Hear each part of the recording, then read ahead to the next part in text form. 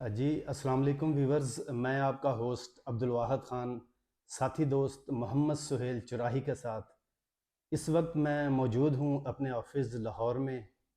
तकरीबन 3 माह बाद मैं लाहौर वापस आया हूँ। नॉर्दन में जीबी में और दीगर जो खूबसूरत सियाहती मकामात थे उनको एक्सप्लोर करने के लिए मैं गया हुआ था।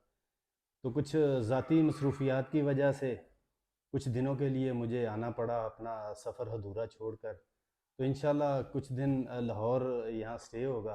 तो फिर उसके बाद वापस इंशाल्लाह मैं जाऊँगा नॉर्दन में। दाता ज़ूर का उर्स भी था, बाबा बुल्ले शाह सरकार रहमतुल्लाह ताला अलैह का उर्स भी जो है वो जारी है।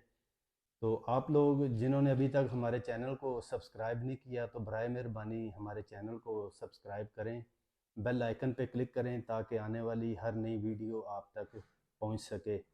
तो इस वक्त मूसा का मसल्ला का जो टूर है उसके व्लॉग जारी हैं। तो अपना बहुत सारा ख्याल रखिएगा, दुआओं में याद रखिएगा। मैंने कहा चलें एक वीडियो बनाते हैं आप लोगों के लिए।